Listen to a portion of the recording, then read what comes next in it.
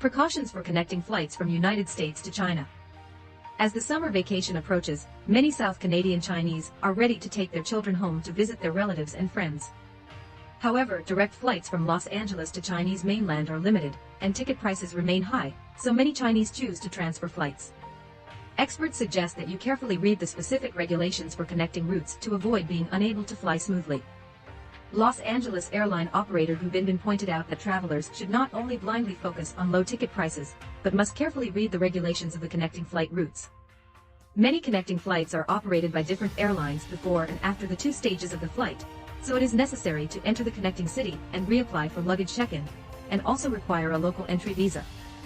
This type of transfer route is usually cheaper and widely available from Tokyo, Seoul, Taipei, and other places. It is very convenient for holders of U.S. passports, but it is not entirely suitable for returnees holding Chinese passports. Chinese nationals, including many international students, must apply for a valid visa before departure when choosing a connecting flight that requires an entry visa to avoid being refused a transfer.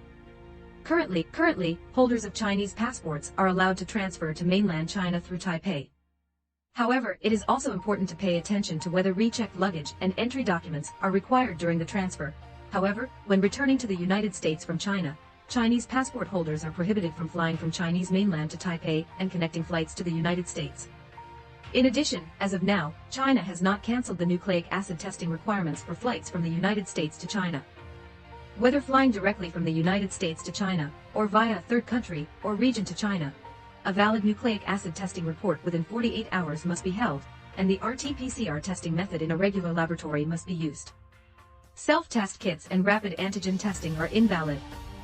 Gu Binbin reminds that for travelers who transfer to China through third countries or regions, they should rely on the nucleic acid report within 48 hours before the departure of the last flight to China.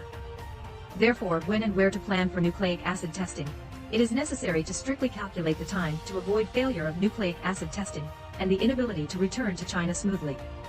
The direct flights between China and the United States are limited, and industry insiders predict that it is unlikely to increase direct flights before October this year.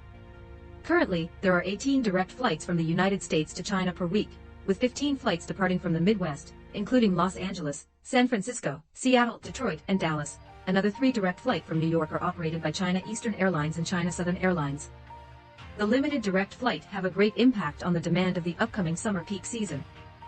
The number of connecting flights in Mayfair has increased several times, with the main connecting cities covering Taipei, Hong Kong, Tokyo, Seoul, Singapore, Manila, Doha, Europe, and other places. Among them, the increase of flights between Taipei and Tokyo to and from the United States is the largest. In addition, the routes from Taipei to Chinese mainland have recovered significantly. Compared with other routes, the cost-performance ratio is relatively high, making it a hot choice for connecting flights at present. The route back to mainland China via Hong Kong was previously very popular, but due to the lack of a significant increase in routes, the prices of direct flights from the United States to Hong Kong have recently skyrocketed, leading to a significant increase in prices for flights from the United States to Hong Kong and back to mainland China.